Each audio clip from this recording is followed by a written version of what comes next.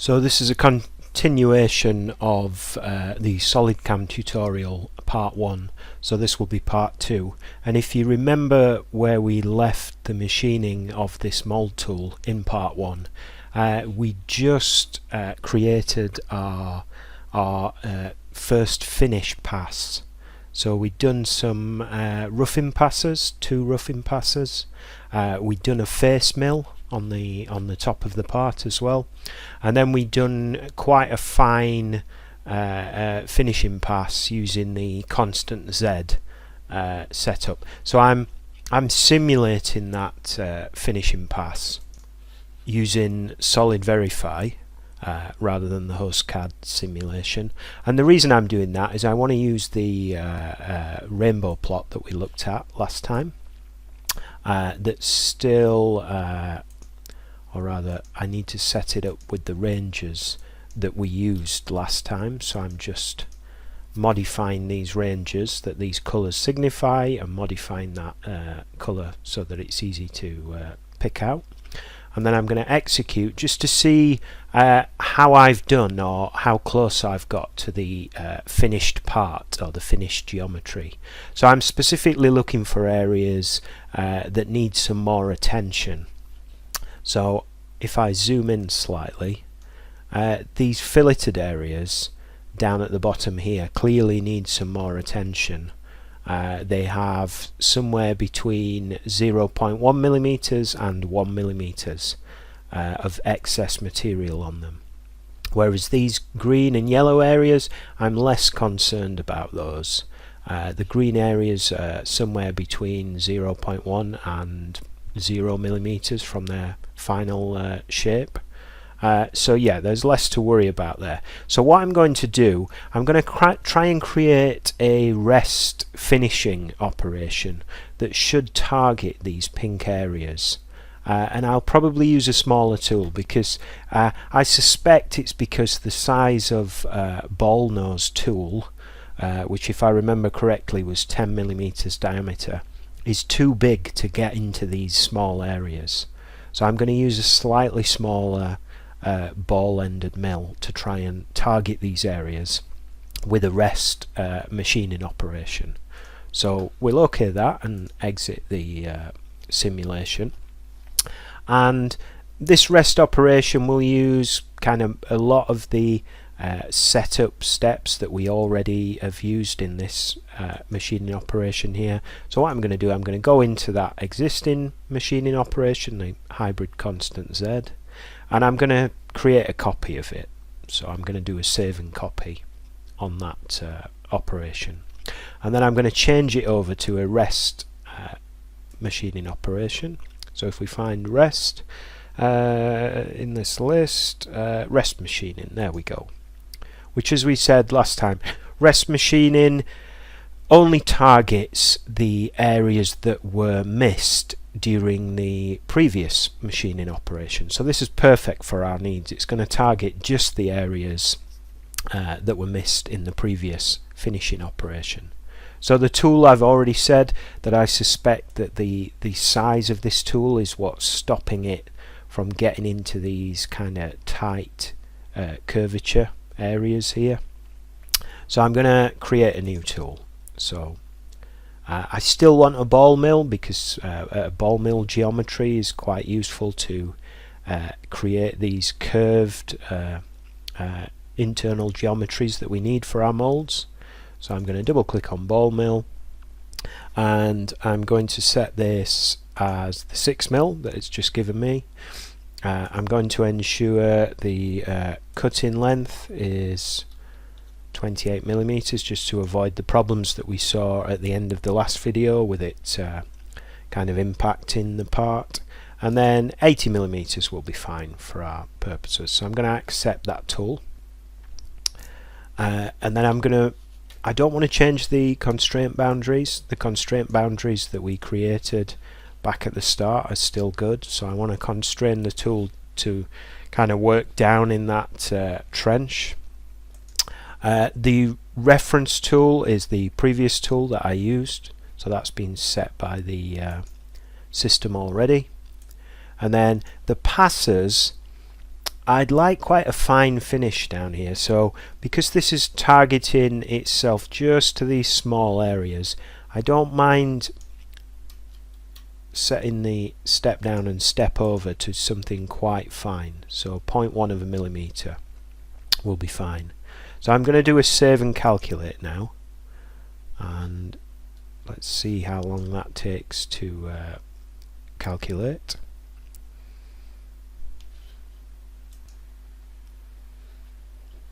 So there we are, there's the toolpath. So let's have a go at just simulating that first. So here we go.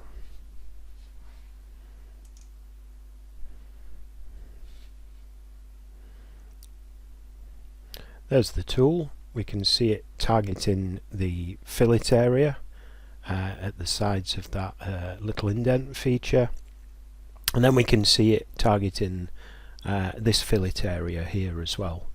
So it's been very specific with what it's machining. It's only machining away the rest material, and then it should come over here and kind of have a go at machining some more material away from these areas as well. So after we've done that, it might be a good idea to use the solid verify as well, just to have a look how successful that's been. So let's run the solid verify. I might run this in fast mode, so in turbo mode, which just basically means it will run as fast as possible, but we won't get a kind of nice animation of the tool doing its work. It will just kind of tell us when it's finished. You do get the tool visible if you rotate the screen as it's working, but if you're just happy to just let it run in the background, it will kind of make an alert sound when it's finished. So let's run the target and machine stock compare analysis. So we'll execute that. Yeah. So the main areas down here that we were looking to target are now a lot closer to their final shape. There's still a tiny little bit of machining still to do here, and then if we have a look at these items up at this end that are intended to provide somewhere for the snap fits to clip into, yeah, you can see that we're clearly going to have to go in there with an even smaller tool to try and address those areas. So let's exit that simulation now. So I'm not going to get to a point there where those areas are fully machined. I'll leave that up to you to kind of experiment with the rest process and go in there with a smaller diameter tool. If you want to try and evaluate what size those fillet features are, then you should be able to use the evaluate tool on them, get an idea of their size. So let's clear this. Yeah, maybe it would be better to go into the original SolidWorks model and kind of see what that fillet feature is in terms of its size. Or alternatively, you can experiment with various diameters of ball mill to try and get into that small area there. But you'll clearly need a ball mill which is equal or less in diameter than the fillet itself in order to fit into that little area there. So let's move on to some other features now. Let's machine some of the stock away from the outside faces of our block of material. So we've machined down to the top surface using the face mill, if you remember back in the original SolidCAM video, but we've still got 2 millimeters of material on all of these faces around the outside. So let's create a 2.5D operation to remove some of that material. So I'm going to right click on operations, I'm going to go to milling op, and this time I'm going to choose a profiling operation. So this is a 2.5D operation. Now the geometry for profiling operations is just the shape that you want the tool to follow, because the tool in a profiling operation will just follow a set path that you describe using the geometry that you select. So if I click here and create some new geometry, and all I want this tool to do is kind of go around the outside faces of this block of material. But I can't just click on the faces. I've got to choose some lines or edges that trace that path around the outside of the block. So probably the easiest one is this collection of 4 edges down at the bottom of the block. They inscribe the actual shape of the block when viewed from above. So if you view it from above, it's just a simple rectangle. So which edges kind of describe that shape? These edges, these 4 edges that I just indicated. So make sure that you've got the constant Z option switched back on for this, because it will make this job easier. With the constant Z option switched on, and if I click on an edge, other edges which are connected to it become available to click on. So here we go. So we've got all the way back to the start, so we can click on OK, and there's our collection of edges which describe the outside shape of the block that we want the tool to machine the stock material into. So I'm going to click on OK there. I'm going to go down to Tool. I want quite a large tool to do this, so it will take the material off quite quickly. So I'm going to create an end mill tool, and I'm going to set this to quite a large diameter, 30 millimeters. I'm going to set the total length of the tool to 150, and I'm going to set the cutting length to 50. But if you just try and go in and type that, you get a warning, and the warning is basically saying that the shoulder length must be greater than the cutting length, for obvious reasons. You can see the teeth here represented on this graphic as kind of spiral teeth, and they must fit within that shoulder length. So I'm going to have to increase the shoulder length to equal to or slightly above the cutting length, and then the system's happy. So we'll accept that tool, and then I'm going to go down to the next option in the menu, which is levels. So in this case, the highest point that the tool should encounter any unmachined material is the top of the actual part itself.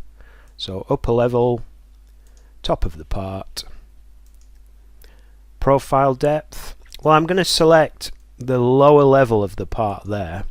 However, so I'll accept that. If I was to send the tool all the way down there, as I said in the first tutorial, we can expect that a block of material such as this is held in the CNC milling machine by use of a vise, and the vise will have jaws which will be kind of stuck upwards into this side area slightly, so where I'm indicating with the mouse. So we can't quite machine all the way down to the bottom of the block, because we would end up hitting the vise itself and maybe machining the vise away. So we've got to be aware of that. However high the vise kind of rises up the side of the block, we have to account for that and not slam the cutting tool into the vise jaws. So we can do that. We can leave this depth of the box as it is, so I selected the bottom of the box, but then we can make what's known as a delta adjustment, and these delta adjustments can be used to push the tool even deeper from the value that you've selected, or if you put a positive value in here, it will reduce the depth. So I'm going to reduce this depth by 15 millimeters, so I'm going to put a positive 15 in there. And you can see from the graphic it kind of tells you that this 60 millimeter depth will have 15 added to it in a kind of positive or upwards direction. So we won't quite get to 60. We'll get to 60 minus 15, or in an upwards direction 15. So let's click on Save and Calculate. So there's our simple toolpath. Now, depending on which tool you've chosen, it may or may not be able to machine this material away in a single pass. So if I just watch the animation of this tool working now, I'm going to use a technique. Rather than just clicking on play, I'm going to use this button, which allows me to run through the simulation frame by frame. So here's the tool. The tool kind of hits the side of the part and then starts going around the outside edge of the part. Now that's quite a deep cut. If we want to look at how deep that cut is, we can use the simulation data here. So remember, the top of the part where the coordinate system is sat is regarded as 0 on Z. So we're at -45 on Z. So that's a 45mm deep cut there, which may not be the wisest method to take this material away. In order to not stress the tool too much, because a stress tool will deform or bend sideways away from the material slightly, it may be worth taking this depth of 45mm in several levels. So maybe we would set the tool to only cut a depth of 10mm maximum on each pass. So let's exit this simulation and make that change. So that will be in technology, and step down. Here we go. So 10mm step down, recalculate, and there you go. So it will take it in a series of steps now, rather than just one big depth of cut. So if we watch that happen, here's the tool coming down to the part. It's just about to enter into cutting mode. There it is. It's begun cutting. It's cut a 10mm slice. It's kind of rotating around the part there, and then it will step down. So it's at -10 at the moment. It will now go down to -20. There it goes, down at -20, and then it will take a second cut. So that's arguably a safer method, or a method that will lead to more accurate vertical faces on the side of the part, rather than trying to take that whole 45mm depth in one go. So we'll let that run to the end. So that's the outer profiling, and as I said before, we've left an allowance there for the vice jaws to still be able to grip something and hold this stock piece of material in the CNC machine securely. So that's the thought there. We will actually machine away that portion from the other side of the part. So with that in mind, let's tackle some of the features on this mold design using other coordinate systems. So I'll exit this profiling operation, turn the preview off, or the toolpath preview off, and then let's talk about our initial coordinate system, or our first coordinate system that we've been using up to this point.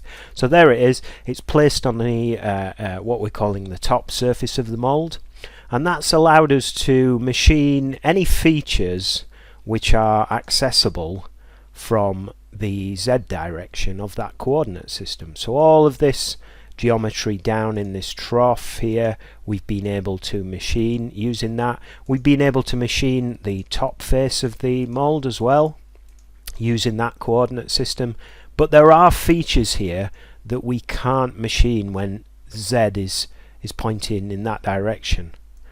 These cooling channels, for example, on the side of the mold. So if you take the logic that Z is always the direction that the tool approaches from, then we clearly need a coordinate system on this face here. So that's what we're going to do next, and then we're going to drill these holes as features, and then we're going to create a third coordinate system eventually, and we'll put the third coordinate system on this face of the part, and that will allow us to drill these holes and create these counterboard sections with these small chamfer features around the mouth of them. So let's create some more coordinate systems to do those jobs. So we need to go back into the coordinate systems manager. So I'm right clicking there and going back into the manager. I want to add another coordinate system, so I'm going to click on add. And then if you remember back to when we created coordinate system number 1, we just clicked on a face of the model itself, or a face of the target, the finished part that we're trying to create. So I'm going to click on this face.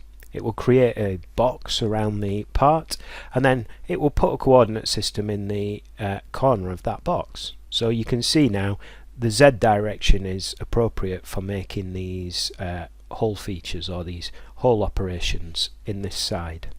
So I'll accept that coordinate system. I don't need to kind of modify any of the tool start levels or clearance levels, so I'll accept. And then just for my information, in the coordinate systems manager now, it's informing me I have my original coordinate system there, and then I have a second coordinate system as well. So I'll accept that. And then I'm going to create an operation to drill these holes. So the first thing that I might do is, unless I already know what diameter these holes are, I might want to come into the Evaluate tab and just use the measurement tool. So they're 10 millimeters diameter. So I'm going to need a drill which is 10 millimeters in diameter. So I'm going to right click on Operations, add a milling op, and then we're looking for a drilling operation. So there it is, just a simple drilling operation. So I need some geometry for my drilling operation. So before I create this geometry by clicking here, I need to tell the system that I'm no longer using coordinate system number 1. So you can see coordinate system number 1 is still displayed there, and that's not the coordinate system I now want to use. I want to use coordinate system number 2. So in this drop down list at the side of the word coordinate system, I'll have the 2 coordinate systems listed, and I'm going to pick the second one, and then the graphic in the graphics area will update, indicating which coordinate system I'm now going to be using.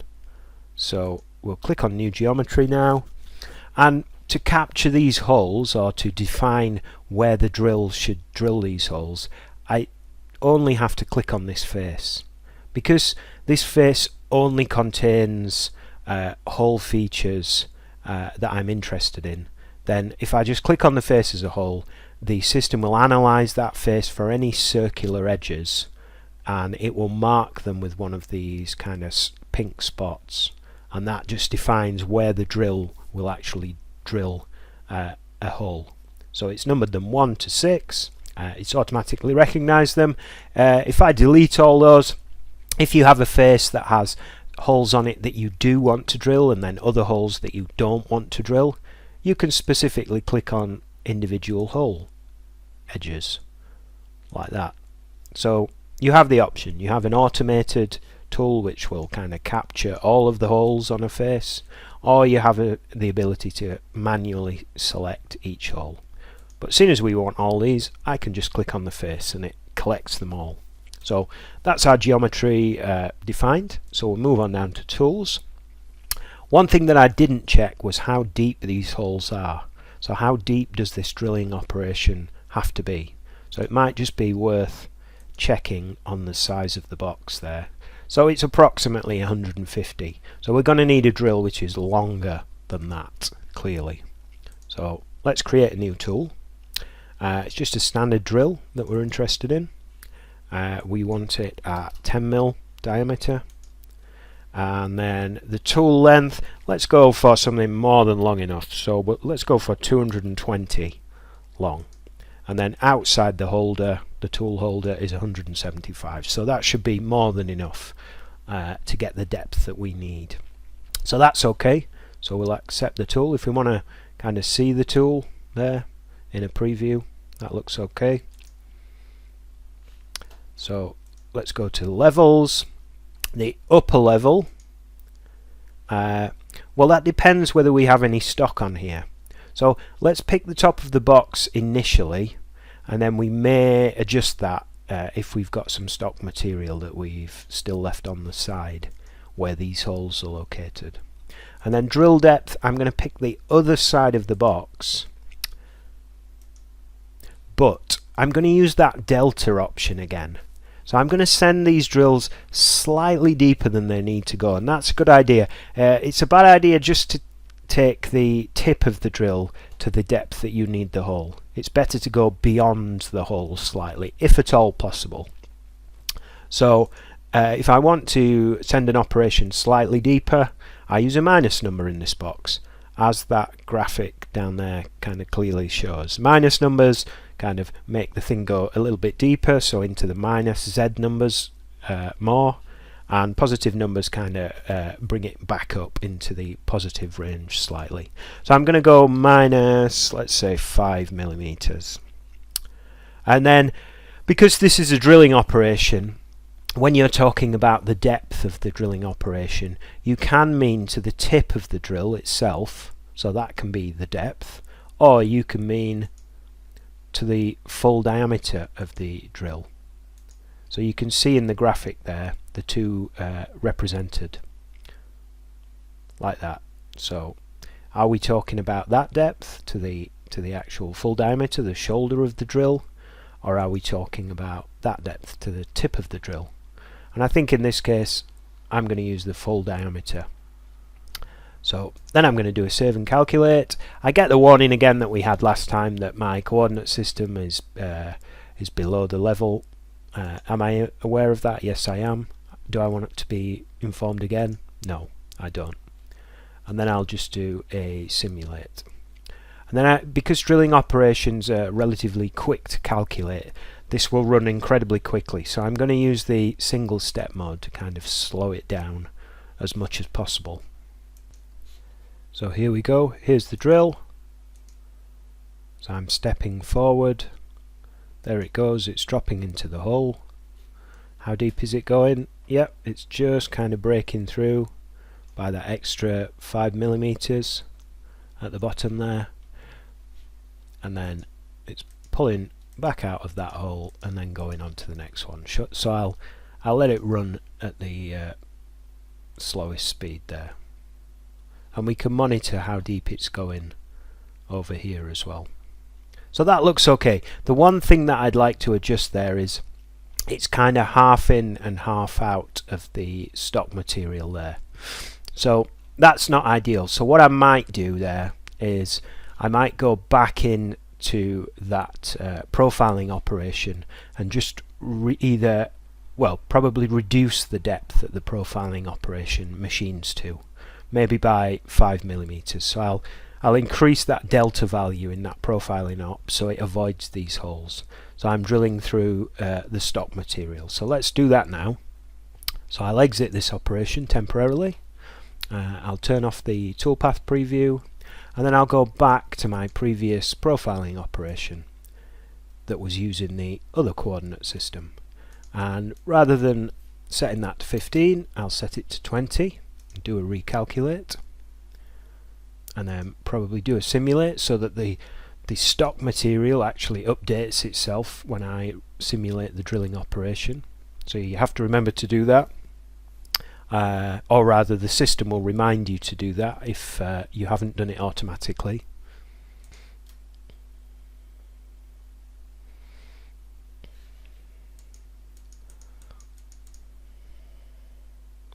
So there's the profiling up now, and we still have some stock material on the sides of the block. So I'll exit that operation and then go back in and simulate the drilling operation. So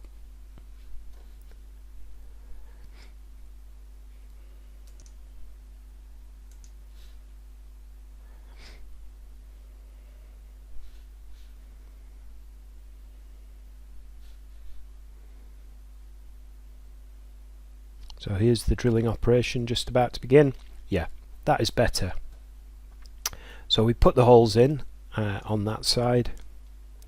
They've passed all the way through. So we're largely happy with that now. So we'll exit the simulation. So now that we've tackled the features that we have to access from this side of the block, we can create a third coordinate system to tackle the features that we need to address on this side of the block as well. So let's go and open the coordinate system manager, add another coordinate system. This time we want it on that face, so a little bit confusing, but if you rotate the part round you can see Z is pointing in the right direction now, and then we'll accept that. We'll accept all the default settings there. We'll see that we've now got 3 coordinate systems there. And then I think what we'll do is we'll do the profiling up for this side of the part. So let's go operation, add milling operation, profile, and then we've got to be aware that we're now using coordinate system number 3, so we have to remember to change the coordinate system manually here. So there's the coordinate system that we're now using, and then we'll create some geometry. So if we turn on the smart face option here, we should just be able to click on this face and it will automatically generate the outside shape of that face for us as a chain. So you can see that highlighted in yellow. So that's the shape that we want to machine around. I'll accept that.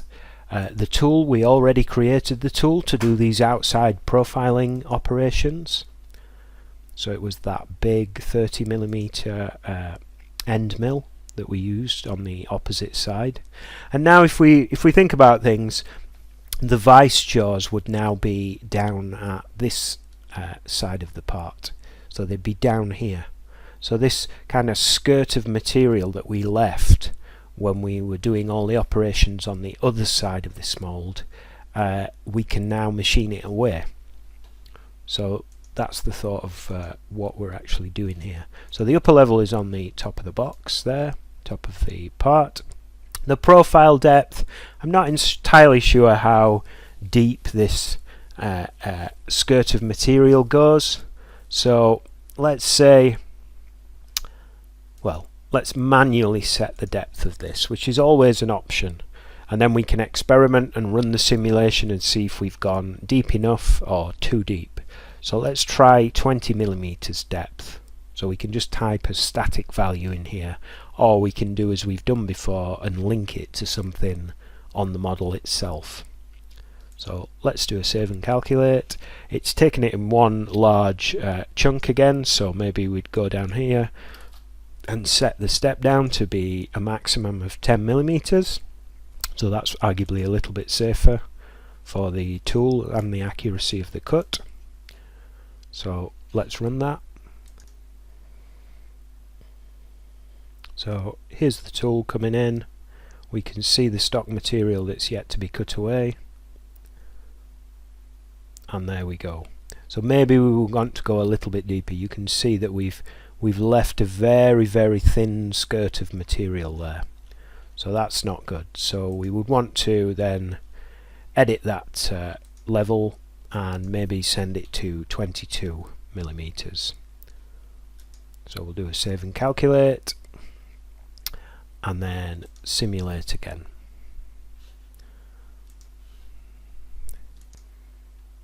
So here's the tool going around the part.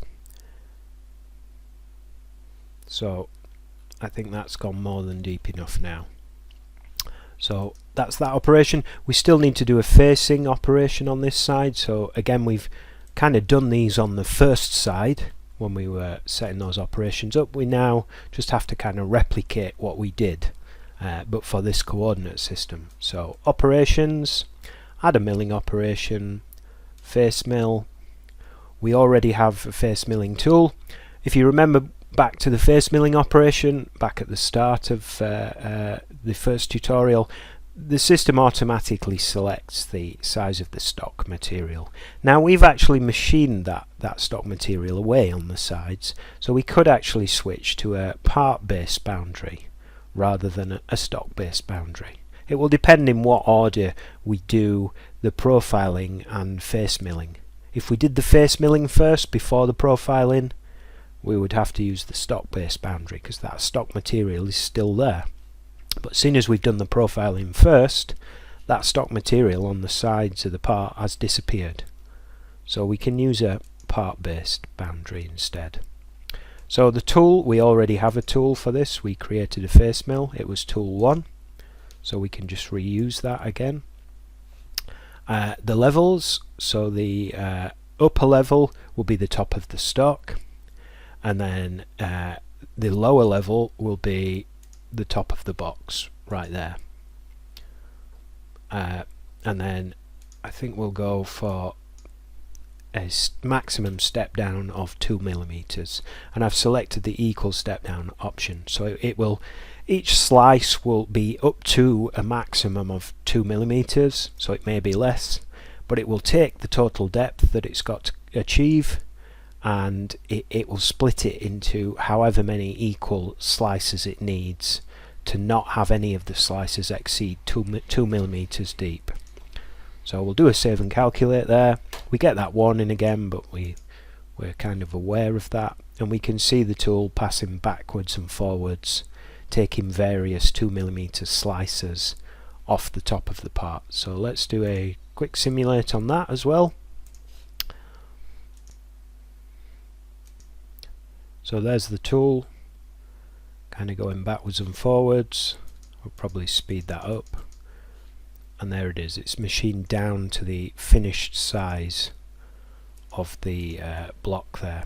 So it can aid in kind of legibility if you switch the display style from shaded when you run the simulation to wireframe. That allows you to kind of see through the block so that you can check that the depth that you've machined to is the correct depth. We can kind of see that visually there. The top of those holes is coincident with the level that we've machined down to there. So that can be quite helpful. So we're happy with that face milling operation as well. So what have we got left to do? We've got 4 holes to drill, which is the first thing. So let's create another drilling operation. So drilling just like we did before. We're still using coordinate system number 3, but it's worth checking that that is set correctly. We want to create some new drilling geometry, so I'm just going to click on the top face here, and the system will automatically recognize that there are 4 holes on this face. There we go. So that's the geometry that we want to drill. I'm not entirely sure what the diameter of these holes is, so let's measure that now. So these are 9mm holes, so we need a 9mm tool. So let's quickly create a 9mm drill, and then I'm not entirely sure on the depth, but let's create a drill which is quite long so that we shouldn't have any issues. And then levels, upper level will be there because that's what we've just machined down to using the face mill, and then drill depth will be at least down to the other side of the hole itself, so I can click on the edge of the hole there, but we'll probably add a delta value as well, just so that we go beyond that, so that we don't get, the reason for doing that is you can often get a kind of nasty piece of sharp material there. If you don't go beyond the other face, you can end up with kind of a spiral of metal or a piece of swarf. So let's go delta -2 this time, and let's say that is the full diameter of the drill, not just the tip of the drill. So we'll do a save and calculate on those as well, and possibly a simulate very quickly. So there are those holes drilled. You can see where the drill tool's taken material out, where it's coloured in yellow there. It seems to have gone all the way through to the other side. So that operation is okay. So now we have to tackle these counterbores at the top of these drilled holes. So we're going to use an operation known as a pocketing operation, and this is where you send a tool, normally an end mill, although it can be a ball mill or a bull mill, and you machine out a certain area within the part. So these areas are just circular pockets. They're a type of pocket. They're an area within the part where there's some material missing, and they have a flat bottom to them. So these are slightly different to the mold shape that we were machining out on the other side, because that does not have a flat bottom to the mold. It's a constantly varying curved surface.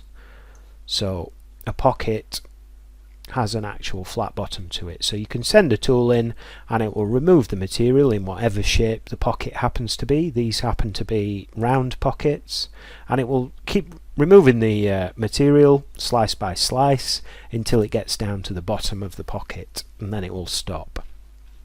So let's create the pocketing operation. Right click on new operation, it's pocketing.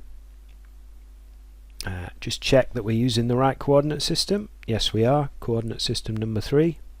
So we're going to create some new geometry, and I'm just going to capture the shape of each one of these circular pockets. So I'm going to click on the bottom edge of this one. That's the shape of that pocket when viewed from above, and then I'm going to go around the other ones and just collect those as well. So there's one. Yep, accept that one. There's another one. Accept. So I've got 4 chains, or 4 circular edges. So accept. Move on down to tool. So it might be nice to know what diameter these are, because we're going to need a tool that can fit in there. So measure 18 millimeters. So as long as we make a tool which is significantly smaller than 18, we should be okay. So I'm going to use an end mill, and yeah, the 6 milli end mill will be fine. So the one that comes as default when you create a new end mill, that will be okay. So the levels, the upper level will be the top of the actual part itself, and then the pocket depth, I believe it's already got it, because we selected an edge which was down at the bottom of the pocket.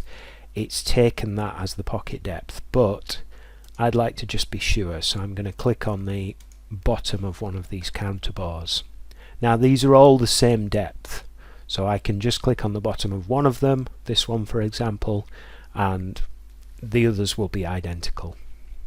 So lastly, I'll go to technology, we'll go to levels. Because it's such a small tool, a 6 millimeter end mill, it's quite fragile. I'm going to reduce the maximum step down to 2 millimeters. So let's click on save and calculate. There's the tool. An interesting thing to note, when you create pocketing operations like this, you can see that the tool spirals into the stock material.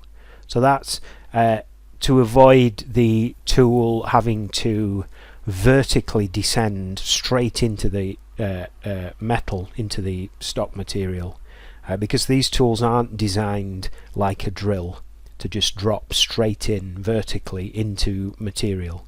They need to be moving kind of sideways as well in order to kind of descend into the material. So that's what you can see there shown in blue. The tool is actually spiraling down into the material before taking a cut out to the size of the pocket, which is that purple line there. So let's do a simulate of that, and we'll kind of size the blocks so that we can see what's happening. So here we can see the tool spiraling in, making the pocket shape. So there it is, spiraling in, taking a cut, taking another cut. Now it's down at the bottom of the pocket, spiraling in, taking a cut, another cut, down at the bottom of the pocket. So that's the 4 counterbores or circular pockets. as we were referring to them as. So there's only really one feature left to create now, which is this. Technically it's a countersink because it's on a hole, but you could also regard it as a chamfer feature. So you would use a chamfer milling tool to create that feature. So we'll do that now. And when you put chamfers on a machined part like this, you tend to just use a profiling operation. So if you remember the profiling operation that we used to go around the outside of the block there to take the stock away, just sends the tool along a series of edges that you pick from the part. So that's what we're going to do here. We're just going to send the tool around this circular edge. It just so happens this time that the tool will have a 90-degree angle on the end, a little bit like a drill. So as it goes around that edge, it will actually leave a 45-degree chamfer feature. But the setup is largely the same as the other two profiling operations that we did before. So we essentially just tell the tool what edges we want it to run round. So we've got 4 circular edges here that we want it to kind of trace. So let's create that profiling up. So profile, there it is. We've done this before. Just make sure we're using the right coordinate system. We are. And then we need to create some new geometry. I've already said what I want to do, so it's these circular edges that I'm interested in. So there's one, there's another one. OK to accept. There's another one, yes, and there's the last one, yes. So I've got the 4 edges now. I need to go down to tool. So I know that these holes internally are 18 millimeters. So when I create a chamfer tool now, which I'm about to do, so chamfer mill, it's one of the tools listed here. There it is. I want to make sure that the chamfer mill isn't 18 or more really. So 10 millimeters is fine for our purposes. So let's select that. And then levels. So the upper level will be here, and the lower level will be at the bottom of the chamfer, so there. So we set the levels. There's one final thing, because this is a special profiling op to create a chamfer, we have to tell the profiling operation that it's been used to create a chamfer, whereas before we've just used it to machine up against the side of a shape. So we have to go into this technology screen. You can see the word chamfer mentioned here in this area of the menu. So we say we're creating a chamfer, and then the only option that we have here really is the cutting diameter, and you can see what that means. You can see the cutting tool here shown in grey.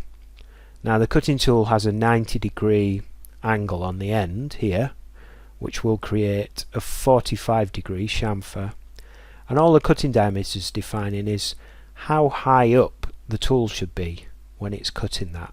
So we've got it set as 1 millimeter. Now the maximum diameter of the tool is 10 millimeters, so maybe we could increase that slightly. Let's cut at 2 millimeters, because often with these tools, as they wear, the point on them will kind of wear first. It is the most fragile area of the tool, so maybe a little piece of the point will be missing. So if we cut slightly higher up, we're more likely to avoid that area. So let's save and calculate and see if this has worked. So instantly I can see that we have a slight problem, but let's run the simulation and kind of have a look and just see what the issue may be.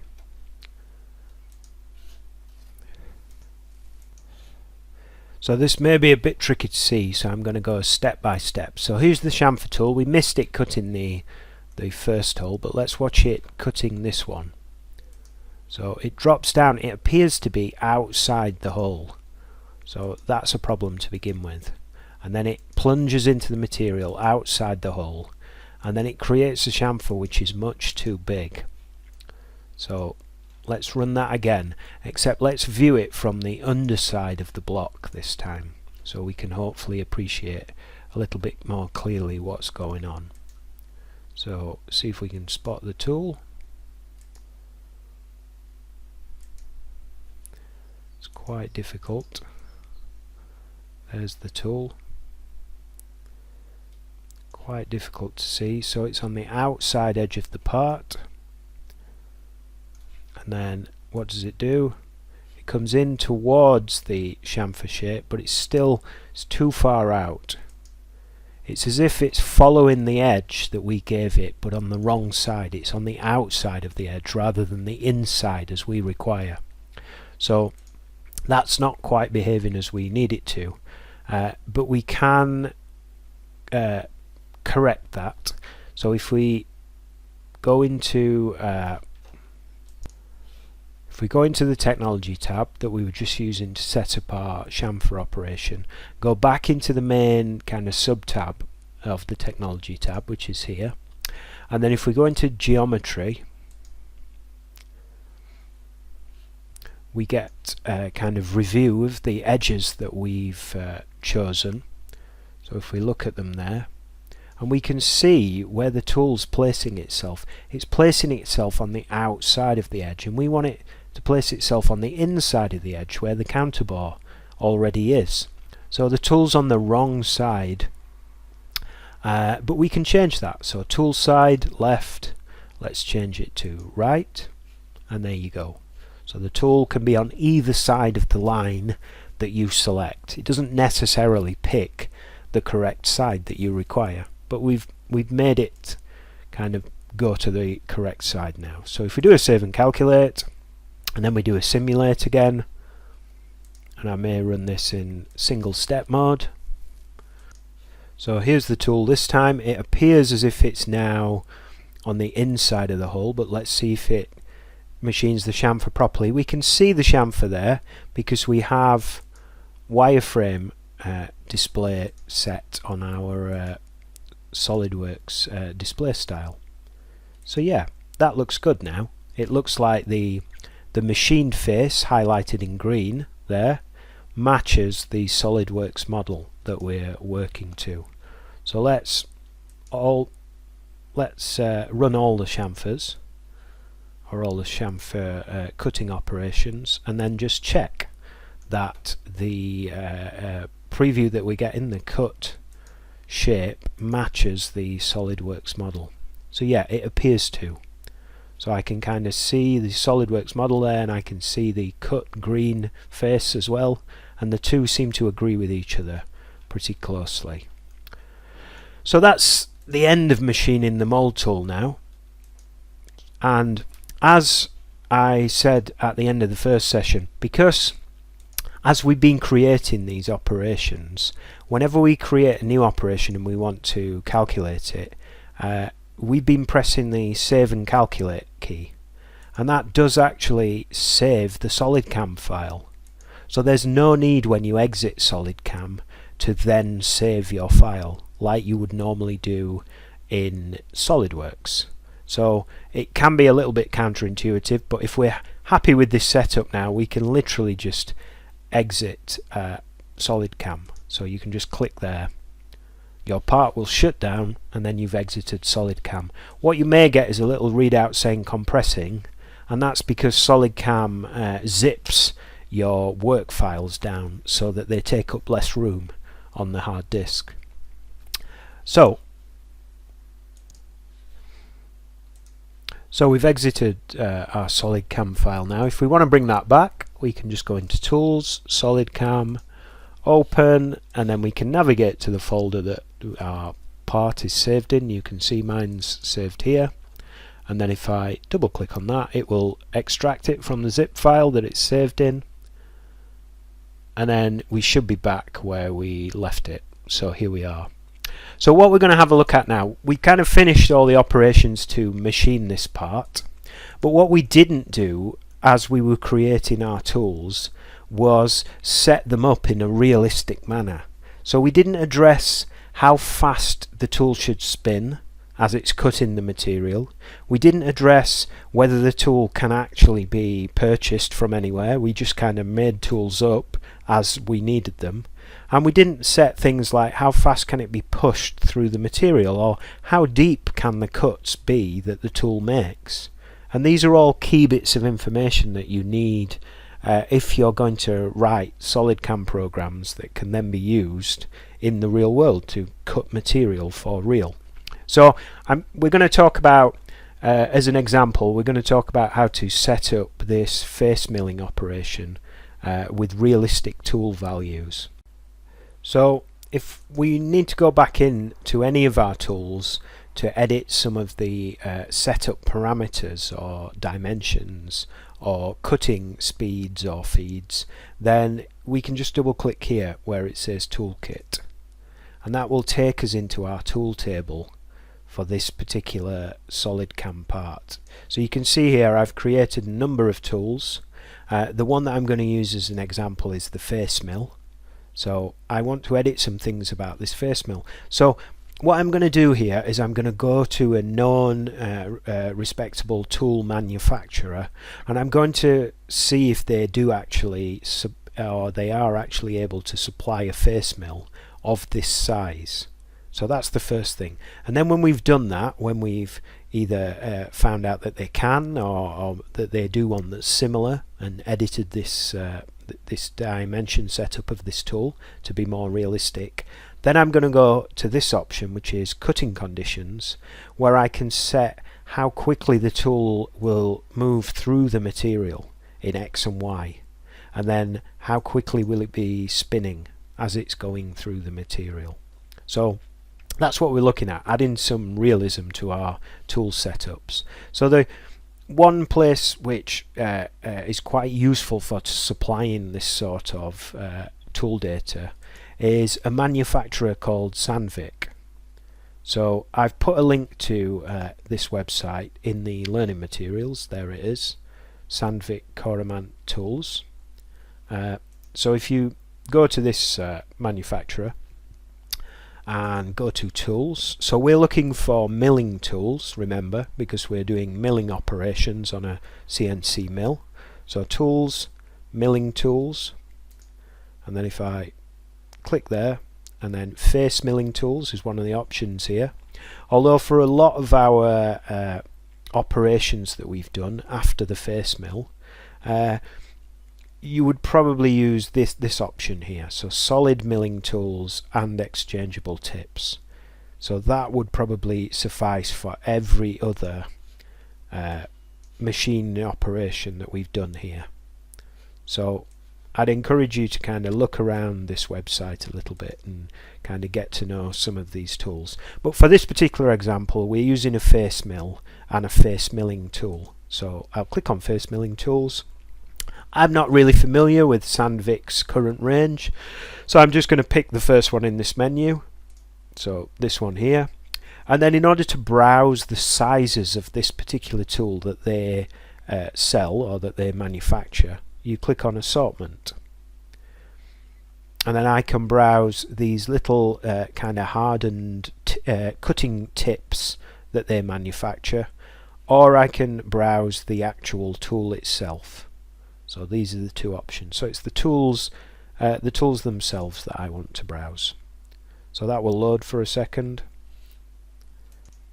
and then I get a table outlining all the different sizes of tools which are in this range, this 245 Cora mill range. Light cutting face mill for heavy roughing and mirror finishing. So it even gives you a description of what this tool is for. So I'm looking for a 40mm tool. There is one, so that's good. There's various kind of metrics here. So there's this one, which is tool cutting edge angle. There's this one, which is the main cutting diameter. That's the 40mm that I'm interested in. There's this one, which is the maximum cutting. So these tools have an angular edge on them like this. So as you go higher up the tool, that diameter increases. Now that's not a problem for me. So I'm going to select this tool here. So I want more information about this. So I'm not going to change anything about my tool setup here. So I'm happy with that. What I'm now interested in is how fast should I spin this tool, and how fast should I push it in X and Y, so those are the horizontal axes, through the material. So I'm searching for some answers to that question.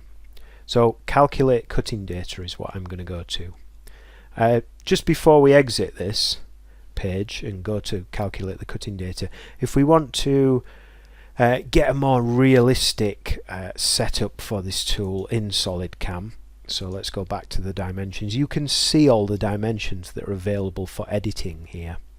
So there's lots of different setup dimensions, and ultimately they create a more realistic 3D representation of the tool.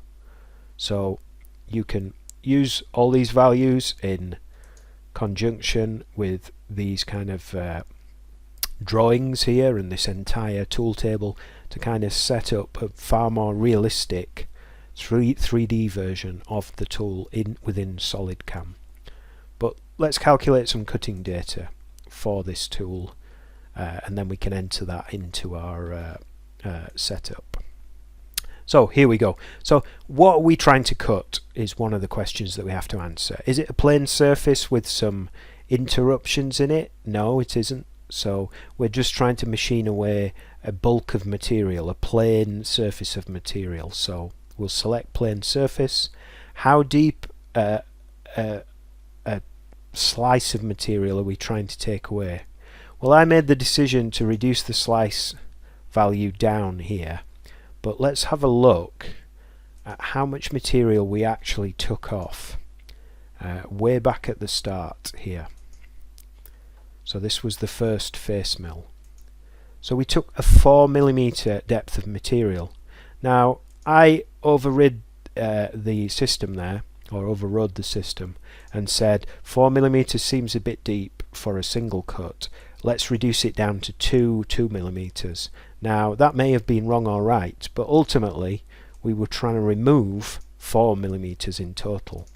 So let's enter that now into the box here. So the depth of the machining feature is 4mm. The general width will be the width of our box. I believe it's about 150 wide, maybe by 200 long. So that's ultimately the material that we're trying to remove. That kind of marks out the volume of our material that we're trying to get rid of. So we filled all that in. Other things that we need to fill in. Is it a low alloy steel that we are cutting through? Maybe it is, maybe it isn't. We haven't decided at any point what material we are cutting through. Let's say that this is a hardened tool steel, given that this is a mold to make injection molded parts. So let's say extra hard steel.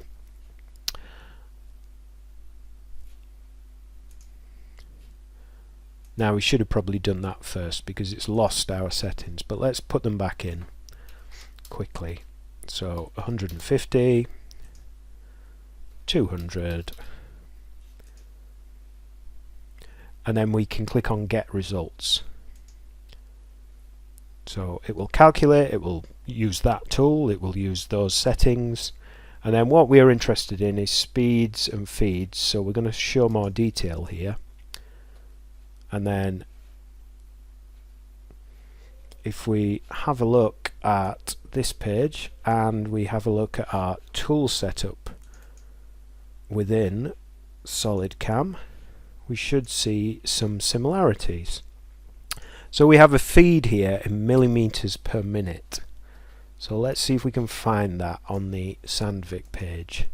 Feed in millimeters per minute. So here it is, millimeters per minute, speed 674. So let's enter that in. So that's relatively slow, but it is quite a hard material that we're trying to cut through. And then we have a RPM here that we need to fill in as well. How fast is the tool spinning? Now this one's a little bit harder to come by, but essentially what it's saying is this is it. So that's how many rotations every minute spindle speed. So that's 836. So with those two values we can fill in our SolidCAM tool specification. So this value here in millimeters per minute is how fast the tool is moving in X and Y, and this value here is how fast it is spinning in revolutions per minute. Total revolutions per minute is what those units are supposed to be. So 836 is the spin rate. So now that we know that this tool kind of broadly exists and is able to be bought in or purchased, and we've set the feed and the spin, or the speed as it's often referred to, then we can save those values. So we'll click save, and the operations that now use that tool, so this operation here that machines the stock material off the top of the block, and where is the other one that uses tool 1? There it is. That one also uses tool 1. If you remember, that is on the other side of the block. So they're now going to use realistic values for their machining operations. So the last thing that we could do with doing is just checking that step down, that depth of cut is okay, and we get that information here. So the system is basically saying 4mm depth of cut is fine as long as you run at these speeds and feeds, so this X and Y feed, horizontal feed, and this rotational speed, then a 4mm single cut is fine. That is okay. So we can go back in now and we can edit the levels options in here and say 4mm is okay. That's fine to take as one depth of cut. Now what we might be well advised to do is have a look at this other face mill, because this is ultimately taking just over 10mm in total. So we know that that tool can handle 4mm, but how would it be at 10mm? So we could now go back in to this calculator and make some changes and say ultimately we're trying to remove, well, let's call it 11 just to be on the safe side, and then we could recalculate everything based on that and just check what depth of cut it's going to recommend if we're trying to take 11mm in total. So let's have a look. Here it is. There's a little summary here. So it's saying if you were to try to take 11 in one go, that would not be good. But if you take a maximum of 6mm on each slice, that will be fine. So yeah, so that is how you kind of source realistic tool data, which you should do for all these operations. So you should check which tools you're using, check that the tools actually exist. In the meantime, you can just create tools as you work like we were doing, but you may then have to go back in and make changes to either the size and shape of the tool, maybe size the diameter down or size the diameter up slightly, and then recalculate. So you can do this at the end if you like. You can set up all the operations first, and then when you change any tool parameters, make sure that you click on save down at the bottom here, and then when you come back to the operations, any operations that need recalculating will have a little asterisk near them. So if you need to recalculate anything, you can right click on it and say calculate that operation again, or just calculate everything. So if I just cancel what that was going to do, if you need to calculate all operations again, you can right click at the top and say calculate all. So yeah, that's the end of tutorial 2. So that gets you to a point where you can machine a typical injection molded tool like this on multiple sides. You can set up multiple types of operations.